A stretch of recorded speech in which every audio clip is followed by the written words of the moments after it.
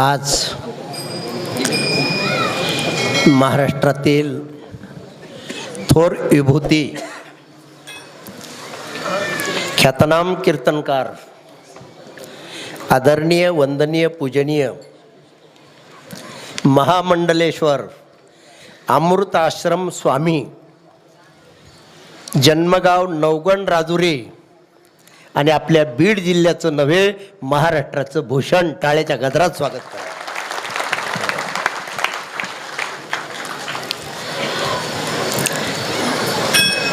कीर्तन कसं असावं?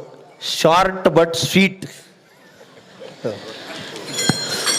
शॉर्ट आणि स्वीट, गोड. कीर्तन किती वेळ सांगितलं याला महत्त्व नाही, कीर्तनात काय सांगितलं याला महत्त्व आहे. बांधवांनो, तुम्ही हजारोच्या संख्येने आज तुमची उपस्थिती आहे. माझ्या माता माऊल्यांची सुद्धा हजारोच्या संख्येने उपस्थिती आहे. आणि विशेष या ठिकाणी आज महाराष्ट्र राज्याचे विधान परिषदेचे सभापती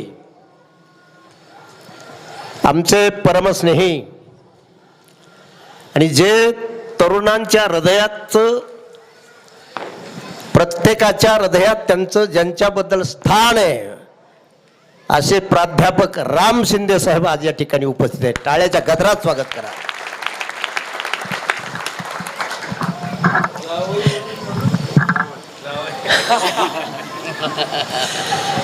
या ठिकाणी महाराज तुमच्याबद्दल काय बोलावं? हे पहा, नावच त्यांचं अमृत आहे. ज्यांनी ज्यांनी अमृत घेतलंय ते अमर होणार, नो डाऊट. अमृत साधं नाही आहे.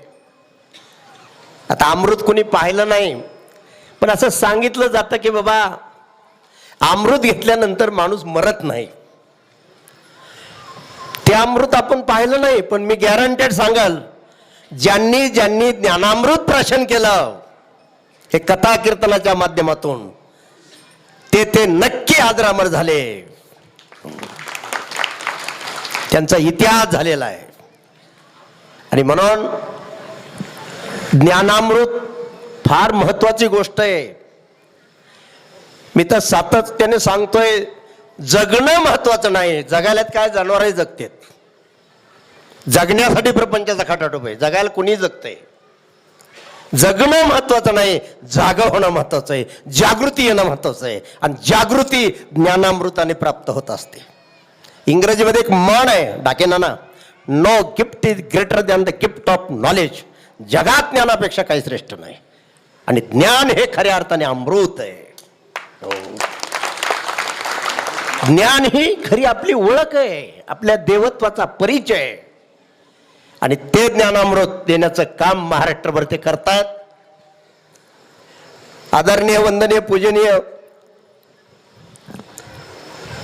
आमच्या वारकरी मंडळाचे राष्ट्रीय अध्यक्ष प्रकाश महाराज बोधले यांच्या सोबत अमृत आश्रम स्वामी आणि आम्ही दिल्लीपर्यंत जाऊन काम करतो. आम्ही दोघं सतत सोबत असतो. तसं पाहिलं तर माझ्यापेक्षा जवळजवळ ते 9 ते 10 वर्षांनी लहान आहेत बरं का. हो, पण दाढीन धोका दिला. ते म्हणते मला दाढीने थोडा धोका दिला. हे सत्य बोलायला मागं पुढं पाहत नाहीत. मी त्यांच्याकडे राजुरीला कीर्तन केलेत, त्यांनाही मी अनेक वेळा पहिलं पाठवत्याला आणलेलं आहे. पण एक सरळ निर्मळ मनाचं व्यक्तिमत्व. हो, माणसाला, बांधवांनो, माता माऊल्यांनो, साधू नाही होता आलं तरी चालेल, सरळ बना. सरळ मनाची माणसं साधूच असतात. सरळ मनाची माणसं समाधानी असतात. आणि परमार्थ तुम्हाला सरळ आणि निर्मळ करण्यासाठी आहे. देवाच्या प्राप्तीसाठी परमार्थ नाही आहे, देव प्राप्तच आहे. तो मंदिरात आहे, जगात आहे, आत्म्याच्या रूपाने आहेच आहे ती पावर. मग त्याच्यावर जे दोषाचं जे झाकण आलंय हे दोष हटवण्यासाठी हे कथा कीर्तन आहेत, हरिनाम आहे, साधना आहे. आणि म्हणून सरळ बना, निर्मळ बना. आणि सरळ मनाची माणसं मोठी होतात. ज्वलंत उदाहरण पाहायचं असेल तर राम शिंदे साहेब. असं कधी घडलंय का हो? पडून एकदम सभापतीपद महाराष्ट्रात झालं की तुम्ही मग कधी? फक्त त्याचं कारण आहे ही व्यक्ती पुण्यवान आहे, आशीर्वाद आहे अहिल्या मातेचा, सरळ मनाची व्यक्ती आहे. आणि म्हणून आमदारकीला पडल्यानंतर सुद्धा सगळे आमदार ज्यांच्या ताब्यात आहेत, बस म्हणलं की बसावं लागतं खाली. हे फक्त सरळ आणि निर्मळ मनाची ताकद आहे. म्हणून सरळ बना, तुम्ही मोठे व्हाल. निर्मळ बना, समाधानी राहाल. आणि हाच आमचा संदेश आहे, हेच जागृती आहे. आणि याच्यासाठी हा सगळा खटाटोप आहे. धन्यवाद महाराज. माझ्या सर्व भावी भक्तांच्या वतीने तुम्हाला मी प्रणाम करतो. या ठिकाणी राम शिंदे साहेबाला मी मागच्या आठवड्यात एक फोन केला. म्हणलं साहेब तुम्ही आमच्या श्री क्षेत्र विठ्ठलगडावर यावं. बांधवांनो, नाना मी सांगितलं, मी रोज सांगतोय, हा विठ्ठलगड माझा नाही, मी एक निमित्त आहे. माझ्या पाटोदा आणि पाटोदा परिसरातील बांधवाला इथं जागृती यावी, सद्विचार ऐकायला मिळावा. आणि म्हणून हे अधिष्ठान तयार केलं. माझा काही हेतू नाही, कारण मला कोणाचं काही घ्यायचं बी नाही. लोक माझ्यावर खूप प्रेम करणार आहेत. आज राहुरीपासून माणसं आलीत. मी 200 ते 250 गावात फिरतोय वर्षाला, किमान 250, 300, 350 पर्यंत कीर्तन करतोय. मला राहवत नाही. माझ्या बांधवाला, माझ्या माता माऊल्याला, माझ्या ज्ञानोबरायचा, तुकोबरायचा, सावता बाबाचा, नाथ बाबाचा, नामदेव महाराजाचा, भगवान बाबाचा, वामन भाऊचा, चाकरवाडीच्या माऊलीचा, सीताराम बाबाचा, बंकट स्वामीचा, नगद नारायण महाराजाचा विचार मिळावा. आणि संसारात राहून तुमच्या जीवनात सुख, शांती, समाधान नांदा व्हा, एवढाच हेतोय. अजिबात दुसरा हेतू नाही काय. हो, हे झोट आहे सगळं. जायचं आपल्याला, केर कात्रीचं लय मागं लागू नका. पैशापेक्षा पुण्य श्रेष्ठ आहे आणि पुण्यापेक्षा परमात्मा श्रेष्ठ आहे. काय मिळवायचंय? पैसा अलीकडल्या टप्प्यात आहे. पैशाची गरज आहे, साधन आहे, पण ते साध्य नाही. किती पैसा मिळवा, 10 रुपये सोबत येत नाही. काय सोबत येत आहे? पुण्य सोबत येत आहे. परोपकार करा, जनसेवा करा, दान धर्म करा, तान्हेले ताण, भुकेलेची भूक भागवा, हरिनाम घ्या बांधवांनो. आणि हे पुण्याईचं बळ तुम्हाला सन्मान देत आहे. पुण्य काय करतंय ऐका. किती पैसे असू द्या, पुढचा जन्म पुण्य जर नसल तर तुम्हाला पुन्हा माणूस होता येत नाही. पुण्य असेल तर भगवंताला तुमच्या पुण्याच्या बळावर पुन्हा माणसाचा जन्म द्यावा लागतो.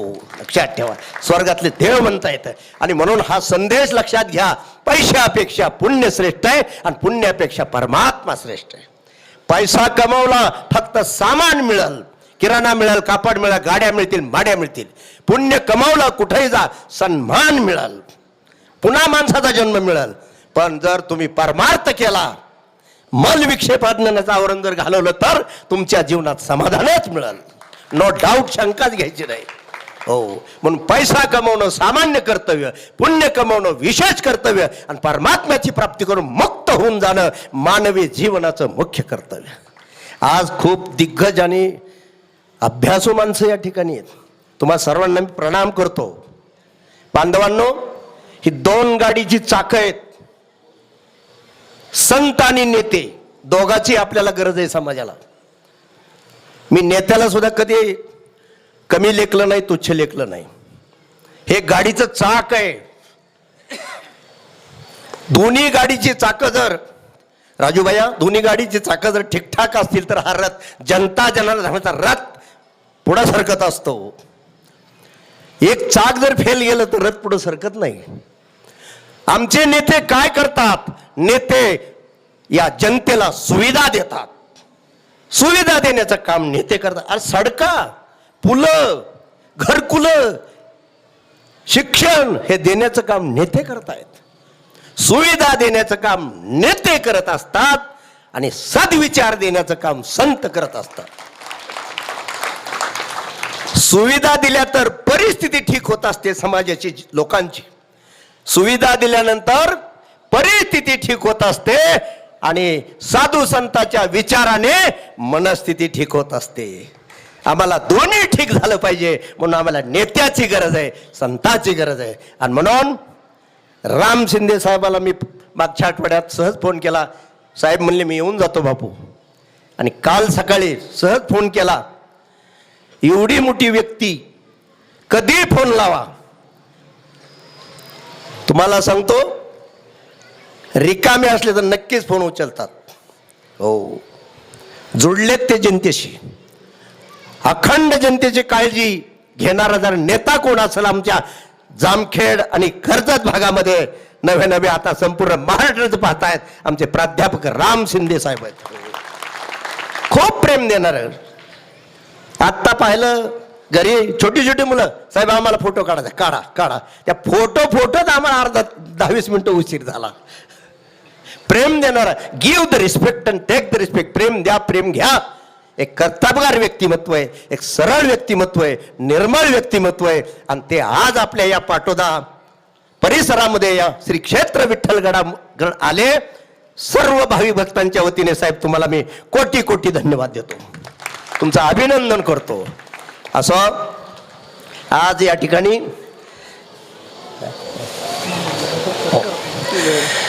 ठिकाणी आज अमृताश्रम स्वामी आपल्या सर्व भावी भक्तांच्या वतीने मी त्यांचं स्वागत करू इच्छितोय. या ठिकाणी महाराज तुमच्यासाठी मी 7,000 रेशमी फेटा आणलाय. हो, वापरा.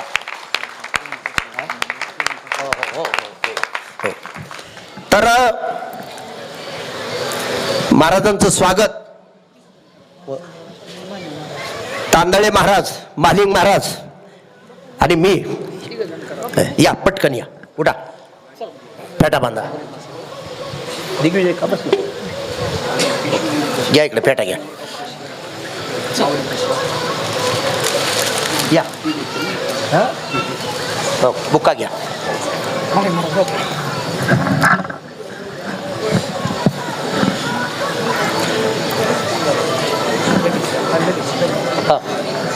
घ्या ना, ते बुक्का घ्या.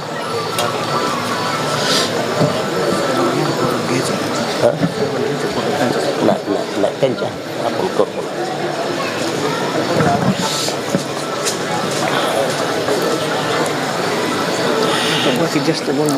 पुंडलिका वरदेव विठ्ठल श्री ज्ञानदेव तुकाराम पंढरीनाथ भगवान की जय. या ठिकाणी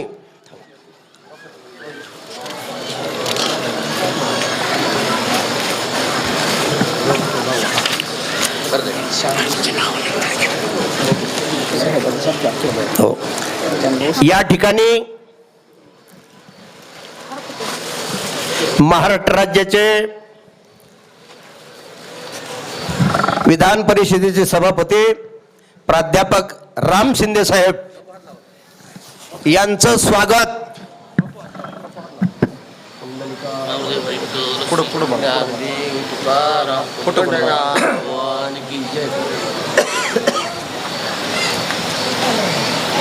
महाराजांचं स्वागत झालेलं आहे. आणि साहेबांचं स्वागत या ठिकाणी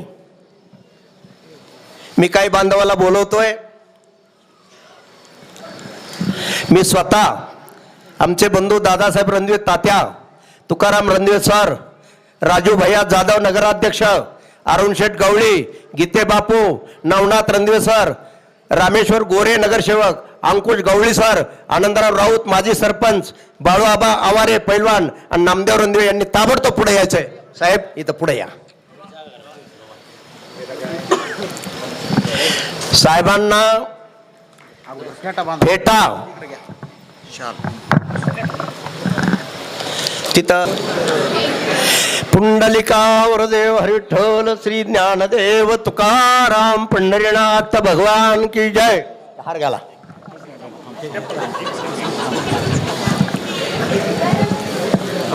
शूटिंग मध्ये थोडं बाजू सारखं तुम्ही बाजू असं